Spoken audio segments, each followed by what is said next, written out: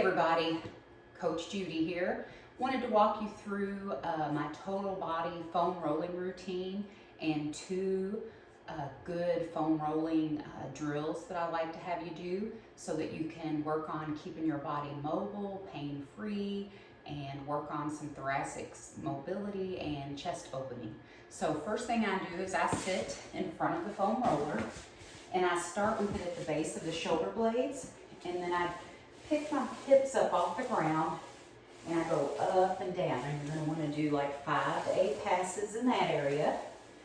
Then I'm going to slightly rotate to the right, and I'm trying to hit my latissimus dorsi muscle, which is right.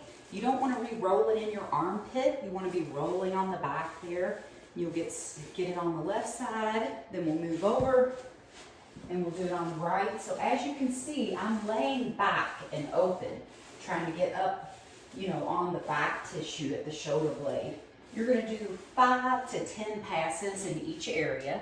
When it comes to the low back, I'm not a huge fan of spending a lot of time there with the foam roller, but it does feel good sometimes.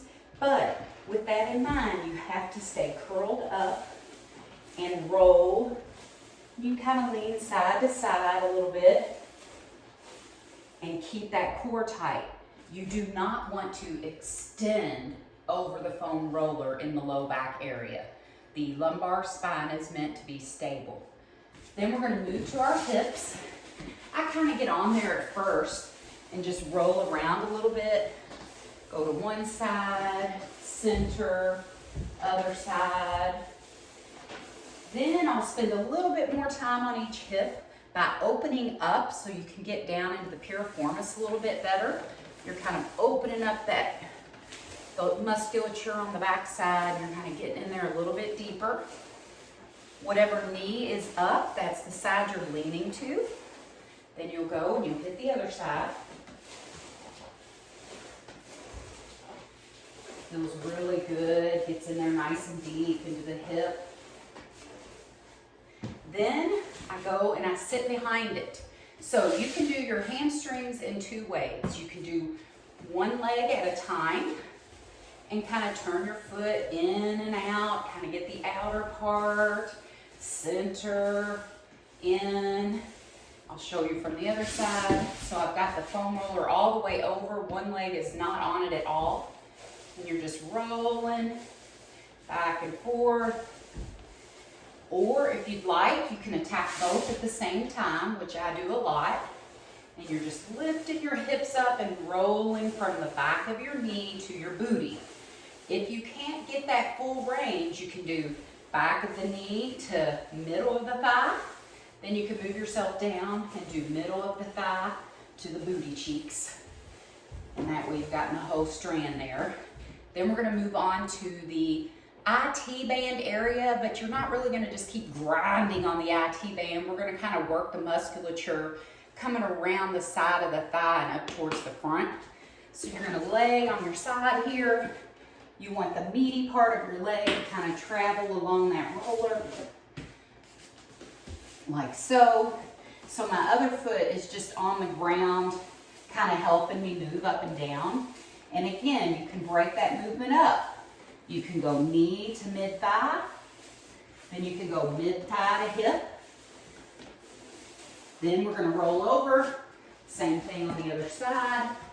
I'm using that top foot for support to help move me along. Then we're going to get the fronts of our thighs, and I like to do this from the elbows. If you get up on your back like so, sometimes you're putting your back into that hyperextension. So get down in that plank position. Get that foam roller, and you're going to roll your body knee to hip, and again, turn those toes in, turn them out, and really get in there deep. You can also break the movement up into smaller movements, just work your way all the way up the thighs. I also go ahead and take some time to do my shins. Not a necessity, but it feels kind of good.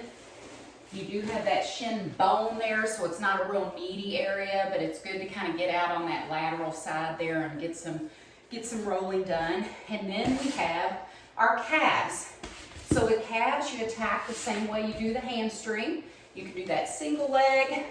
And if you lift your hips up and press down, you're getting a little bit more deeper into the tissue. Point that foot, move it around. Then you'll switch sides. Same thing on the other side. You can also do your calves at the same time, giving that upper body some work, core work, and you can also stack one on the other and dig in. I would try all these variations just to kind of see what feels best and gets it for you. Then after that, we're going to go into a thoracic extension drill here on the foam roller. So how we're going to do that is you're going to put the foam roller at the base of your shoulder blades. Hips are staying on the ground, rib cage down, hands behind the head, and you're going to lay back over that foam roller for about 10 seconds and then come back up.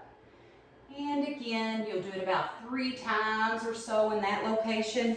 Then move your booty down, getting the foam roller further up in your thoracic region. Oh, feels good. If you're real tight, which I used to be, it almost feels like a stabbing pain, so don't make it that intense. And then you'll go down, get a little bit higher. Big thing here is just keeping the rib cage down. So that's the thoracic extension drill. So that was one of the foam roller drills I wanted to show you. And then the second one that I really like for everybody is you sit on the very end. So your butt is on the end. You lay back and your head is on the roller. You want to get your rib cage down, your back is in contact with the roller, and you flip your hands over. Breathe into your belly or diaphragm and then blow out. And then gently move those hands up so your palms are facing up. And then the higher up you get them, reach-wise, the more of a stretch you're getting in this chest area, opening up the pecs, opening up the chest. We spend a lot of time in flexion nowadays over our computers, phones, driving, and you really need to work on chest opening drills. Then I kind of get to where I'm signaling a touchdown, and I'm just laying here and enjoying the stretch. And you can spend time in this stretch for 2 to 3 minutes if you'd like. It doesn't hurt even if you go 5 minutes. So these are some things you can do while you're watching TV. Just jump down on your living room floor. So that's some foam rolling tips from Judy. All right, now we're gonna go into a good mobility, dynamic activation movement prep warm-up that's good to throw in before any workout. You can even work on these drills and work on the mobility issues on your off days, which would be fantastic. So the first thing we're going to do is a half kneeling hip flexor stretch. So got you more pointed down towards my hips. Open up to the camera here. So you want to get 90 degrees in the front. Your toe in the back is digging into the ground like so. And you're getting up nice and tall. And then you're pulling your pelvis forward. You should feel a stretch down the front of that thigh. And then you're going to reach up with the arm that's down. If you want to intensify that, you can lean forward just a little bit, but again, you're not dipping. You're keeping the pelvis under you and leaning forward. So half kneeling hip flexor stretch, you'll hold for 30 seconds, and then switch sides. Digging that foot in, activating the glute, hips under, reach up with the arm of the side that you're head down, and then if you want to, you can bring it forward a little bit and back. Do that for like 3 10-second holds, or you can just sit here and hold it for 30 seconds or so. So it depends on how tight you feel. So then I'm going to have you go down on your back, and we're going to go into what I call the passive leg lowering. So you're going to use a towel, a band, a strap, anything you might have that you could put on the ball of your foot, and then you're going to lay back and you're going to hold one foot is pointing towards the sky, the other foot, the toe is pulled towards you, so you're pulling it towards you actively, and you want your leg as straight as it can be. So if you can't get your leg straight when you're up this high, See that difference? Then you need to straighten your leg and lower your leg a little bit. So wherever you can get your leg straight, you're gonna hold this hamstring stretch for about 10 seconds, 15 seconds. Then I want you to brace your core and lift the other leg, blow out, lift, blow out, lift, blow out, lift, blow out, lift, blow out. About 5 to 8 times. Then you're gonna switch feet. We got the band here on the right leg now. Again, I want you to have it straight. So if it's bent like this, let it away from you a little bit. Bottom leg, both toes are flexed towards you. You're stretching that hamstring a little bit. 15 seconds or so. And then we have our lift, lift, lift. I'm inhaling on the lift, blowing out when I let down. You're going to do it about 5 to 8 times. So that's a passive leg lowering. So it's a hamstring stretch into passive leg lowering. Your next thing is a double leg hip bridge. So you want your feet about hip distance apart, toes pointed slightly outward. I go ahead and take my elbows and kind of press them into the floor a little bit so that you're turning on your back, your shoulder muscles, and your lats, because this is an entire posterior chain exercise. So one thing you want to be thinking about is a glute bridge is like this. You have to make it work for you by taking your heels and acting as if you're trying to pull them towards your butt and really turning on the hamstrings and the glutes to lift yourself from the floor and back down. And you want to get in that nice parallel straight line from your shoulders to your knees at the top with a good butt squeeze. You're going to do about 8 to 10 of those. Then we're going to turn it over into our quadruped hydrants. So for this, quadruped means all fours. Hands need to be right under the shoulders. Knees need to be right under the hips. So you don't want to be like this. You want to be in a nice tight quadruped position. Toes can be laying flat, or actually these will probably be good pointed into the ground. You're going to brace your core, so you don't want to be hyperextending in the back. And then you're going to lift your leg without rotating your back or your hips out to the side. You'll do about 8 to 10 on one side, and then 8 to 10 on the other. Really trying not to rotate the hips. Then you're going to stay in that quadruped position. You're going to sit back on your heels. My knees are just a tad tender and just a little bit old, or getting older. So I can't get back there just quite as far, but you can sit back on your hips, hand behind the skull, and we're going into our quadruped thoracic rotation. So we're not pulling on our head. Our hand is just there to help us with our eyes. Our eyes need to follow the elbow, and you're opening to the ceiling. So we're going to do the other side. Elbow comes down to meet the other elbow, and then you open and back down. 8 to 10 on each side. Then we are going to go into our in-place Spider-Man to hamstring stretch. So it's also can be called the world's greatest stretch. There's different variations, different things we can add to it. So we are going to go into that strong push-up plank position. Bring one foot outside your hand. Big thing is this foot needs to be flat and up outside that hand as close as it can be. Then we're going to kind of sink down, reaching our elbow to our instep, our arch area. Then put the hand outside your foot and drop your heel down, pull your front toe up. Then we'll send that leg back. You're coming forward with your right leg, reaching down, sweeping it open, and pulling it back. So that is our in-place Spider-Man to hamstring stretch is what I've called it. You're going to do about 5 on each side. Then I'm going to have you stand up. So we're going to raise the camera here. So now we're going to go into squats. So with a squat, you want your feet a little bit more than hip distance apart. Toes can be slightly outward. I like to reach out in front and just lower my hips down. Now, since this is part of the warm-up, your first few just might not be too deep, but as you get going, I want you to get those hips closer to the ground, all right? So you'll work on 8 to 10 squats.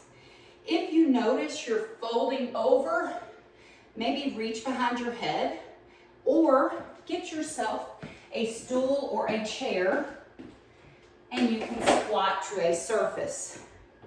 So you can do this, you can sit and get back up, you can tap and go, but we want to keep that torso upright. That is something that will come as you gain more strength. Then we're going to go into our toy soldiers. This is where your opposite foot kicks out and your opposite hand touches your toes. If you can't get your toe, touch your shin. I want you to make a connection with each kick. And that's 8 to 10 each. And then lastly, you've got TRX assisted bottoms up split squats. So you've got your TRX mounted. You can hold them. You're going to get down in a half kneeling position. You're going to come up and down. Notice that that back leg doesn't really lock out straight, because when it does in a lunge position, you tend to hyperextend in the low back. So that front leg is locking out, then you switch, and you're gonna go the other side. If you don't have access to the TRX, you can do this body weight. Just get in a half kneeling position. You're starting down here, you get nice and tight, drive yourself up, kneel, drive yourself up. So that's your bottoms up split squat. So that's a good, just general warm up to get you ready for your workout. All right, now we're gonna go into your core for day one. Your core is called a quadruped horizontal, otherwise known as a bird dog. So what we're doing here is we're working on cross patterning in the core, stabilizing. So you're gonna take your toes, press them into the ground, hands right under shoulders, knees right under hip, and you're gonna keep everything really, really tight and just gently slide your leg and arm out and bring them back. Out and bring them back. Resisting any kind of twist or rotation. Your head stays up, your chest stays out. You're kind of gazing down and out at the floor ahead of you. You're gonna do 10 on one side, then you're gonna brace, and you're gonna do 10 on the other. You really wanna keep that core tight, as if I were gonna come up and maybe kick you in the stomach, which I would never do, because I'm super nice most of the time. And you're gonna do 10 on the other side. You're gonna shake it out, take a break for about 45 seconds, and then you do it again. So again, we set up nice and tall, reach it out and back down. Big thing here is keeping that arm and leg low.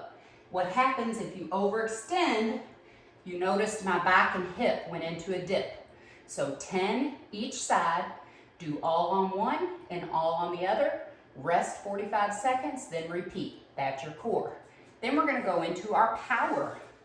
Next thing we're gonna do is we're going into your power move for day A. So for your power move, it's gonna be just a little squat hop for 10. So as you can see, I'm hinging back, using my hands to throw myself up in the air, and landing the same way I start, soft on my feet. So what we do is we're training power, which is training elasticity and response time. What that does is that helps keep us upright as we get older and you trip or lose your balance. That power, that elasticity is what allows us to self-correct real quickly. Okay, so now you are ready to get started. We are going to be working phase 1, which is a muscular endurance phase. So if you have not been working out or you're new to working out, we go on the higher rep side, lower load, to try to just start lubricating your joints, get the movement patterns down pat, and build up your muscular endurance. And then as you work through this plan, you're gonna add another set to where you get up to 3 sets, and then you'll begin to add load, which is external weight.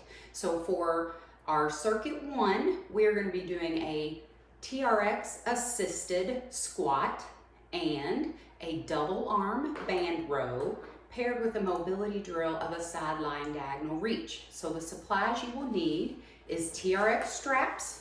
If you do not have that, you just need a chair or a stool that is at 90 degrees for you. So I know earlier I was showing you my stool here. I've got a little step thing, which I love. It's a little bit lower than 90 for me.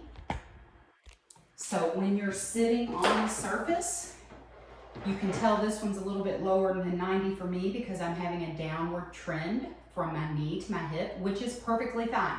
But I know this is about the most depth that I can go to and maintain a nice, strong, neutral spine. So those deep squats are not a necessity if your body cannot tolerate it. So that's something we can look at and talk about as well as you get working. So you're going to want to find you a chair or a stool or create a stack of books that give you a guide, and you can just come down, tap and go. Tap and go. So if you don't have access to TRX straps, you can also just do squats to the box surface, which would be fine. Second thing you're going to need is some exercise bands with hooks. You're probably going to need, you know, I don't know, 1 or 2 bands maybe. The resistance is on each end of the bands usually. So like I've got a 50-pound resistance and a 40-pound resistance, which means when they're stretched to the end, I'd be getting like 90 pounds resistance. Doesn't quite work that way, but that's how they're labeled. You will start maybe light, and then the next week go up to the next band, the next band, the next band, and that's how you do progressive overload. So what you're gonna do is it comes with a door anchor and handles. You're gonna take it and thread it through the door anchor, and you're gonna put the handles, you just clip handles on one end, one handle on one end. So you clip both to one handle, then go to the other end and clip both to that handle, and you've created, you know, a line handle to handle with the door anchor in the center. That door anchor will then close in a door that you are closing towards you to allow you to do a double-handed row. And then we will go to the ground for our mobility drill. All right, so exercise 1 in circuit 1 is a TRX assisted squat or squat to box. Keeping that torso up, core strong. We want our knees to come down and out. We got 15 of them. There's 2, 3. You want to use these straps as little as you can. 4, 5, 6, 7, 8, 9, 10, 11, 12, 13, 14, 15. Then you are resting for 30 seconds. And remember, we have to go to where the band is going to close in the door and the door is closing towards us. Otherwise, you will pull the door open and smack yourself with it. So we're going to move the camera to set that up. Okay, so exercise 2, I've got my door anchor in the center. So I've threaded the bands through it because you're going to be rowing both arms at the same time. You find you a door that's going to close to you. And you close that anchor in the door there, get a nice snug pull, get it even in the little anchor point. Athletic stance, so my knees are soft, core is tight, and I'm rowing, pulling my elbows back and squeezing my shoulder blades. So a cue here, don't let your body move around, keep your chest poked out. Kind of keep a semi-light grip on the handles and make sure your wrists stay neutral. Some people tend to pull and then flex their wrist like so when they're pulling. You do not want that. You want your wrist to stay straight the whole time. And you want to be leading the pull with your elbows so that you're feeling this in your back and your arms. Getting a nice squeeze in the back. You'll have 15 of those. Then we will move in for our mobility drill. So you're Round one mobility drill is another thoracic mobility drill. It's called a sideline rib pull. So you're gonna lay on your side. You're gonna make sure your shoulders are stacked. A lot of times I see people kind of laying like this, like, oh, I'm on my side. No, get that shoulder up under you, stack them right on top of each other. Top knee is gonna come above your hip and stay in contact with the ground. Bottom leg is straight. You're gonna take your hand, your top hand, and put it on the underside of your rib cage that's on the ground. And then you're going to gently slide your hand across your rib cage and rotate open. And then you'll come back forward. Slide and come back open. So you're trying to point your rib cage towards the ceiling with your shoulder trying to work its way towards the ground. You want to be blowing out when you go into the open position. You'll do about 5 to 8 each side, then you'll roll over. Same thing on the other side. Stack those shoulders, top knee up above the hip. It stays in contact with the ground, bottom leg straight, hand on that rib, and then we're rotating and my hand slides a little bit open and come back forward. And you're doing 5 to 8 on this side. So that is circuit one. So circuit one is squats, either TRX assisted, body weight, or to a surface that gives you 90 degrees in your hip and knee joint, with double arm band row with a sideline rib pull. For your first day through, you'll probably run through that circuit one time and then move on to circuit two. Your second day through, hopefully you'll run through each circuit twice. So you will stay on circuit one, the squat, band row, and sideline rib pull, and run through it twice. Then the third time you're on this side, you'll run through it 3 times. That'll be the max number of times you'll run through the set. But it's always staying on the same strength circuit one, all 3 sets before you've moved to strength circuit 2. So congratulations, there's strength circuit 1 down. Let me know if you have any questions. Okay, strength circuit 2 for day 1 is going to be 15 reps, 2 exercises with a mobility drill, so it follows the same routine as strength circuit 1. You're going to do exercise 1, single leg hip bridge, followed by exercise 2, half kneeling, double arm overhead press, followed by our mobility drill, which is going to be the mini pretzel. So this one, you might want a pad for your knee, a yoga pad, a towel rolled up, because you're going to be half kneeling for your press. And then for your press, you'll want a trusty kettlebell, maybe about 10 pounds, maybe 15 pounds total. That's my favorite tool for the overhead press. Kettlebells are amazing.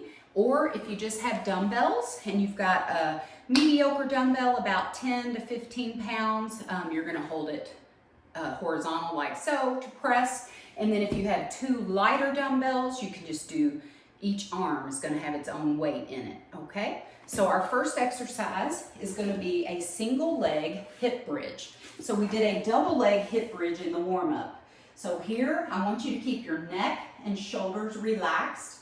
Shoulders away from your ears, don't shrug up. Again, I kind of press my elbows into the floor to activate my lats, which is the muscles of your upper back. And then you are gonna put one foot flat on the floor.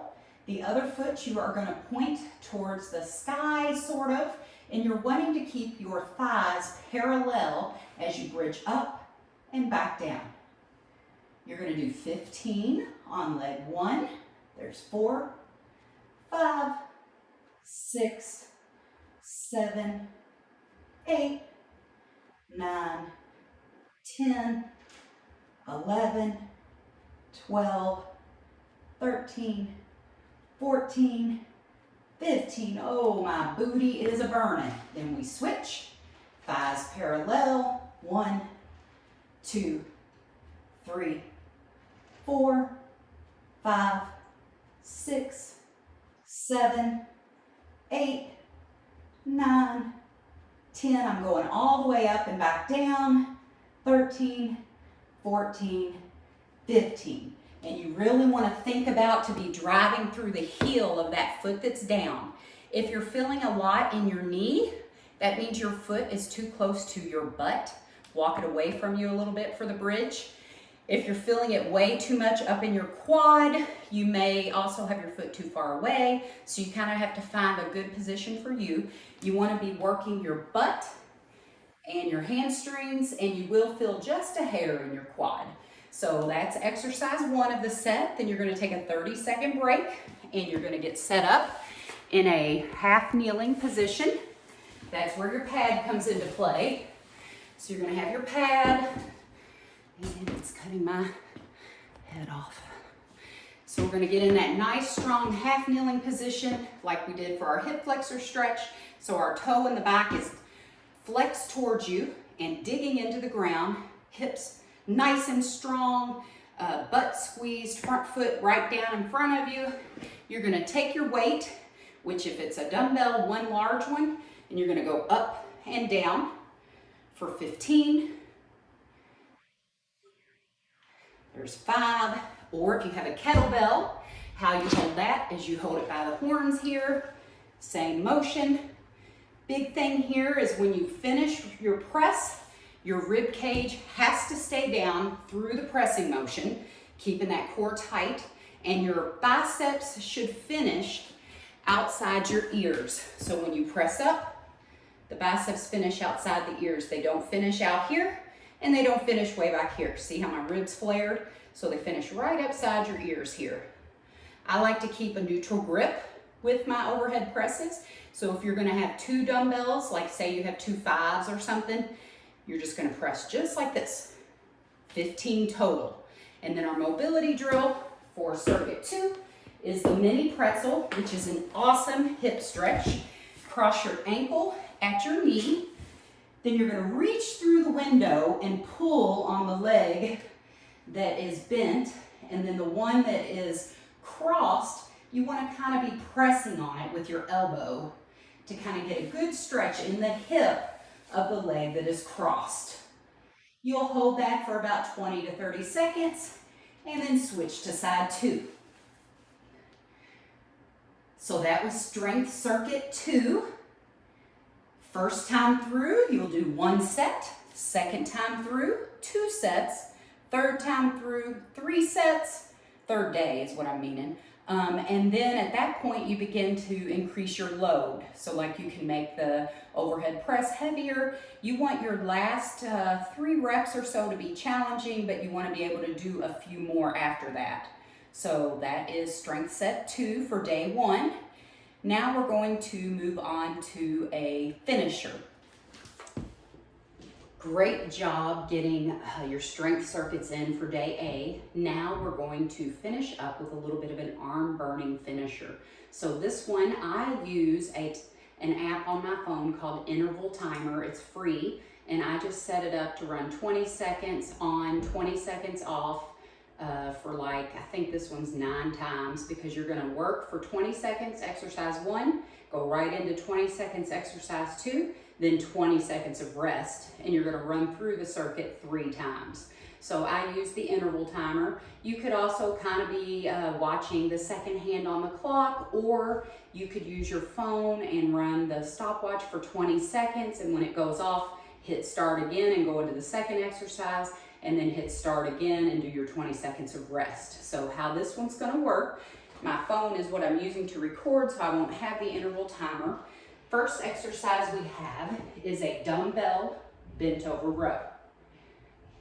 So this one, nice flat back, chest is pumped out towards the floor, and again, we're using our elbows to lift the weight and squeeze our back. You are pulling in a trajectory where your pinky is going towards your rib cage. Same thing with the band pull. Your pinkies should be pulling towards your rib cage, not up here, because when they come up high, you're dipping your shoulders forward, and that's defeating the purpose. So that's exercise 1, bent over row. Then you're gonna put 1 weight down, or if you only have light weights, you can continue on with both, and you're going into a curl for 20 seconds. Then you're gonna put that weight down, shake it out, and rest totally for 20 seconds. And you're gonna run through that circuit 3 times. Again, you know your body, you know how you're feeling. Maybe you just fill up to 2 times through the circuit today. Maybe you just fill up to 1 time through the circuit. But to get that total burn effect, you want to get the 3 times through, and just think it's only 1, 2, 3 minutes and you're done.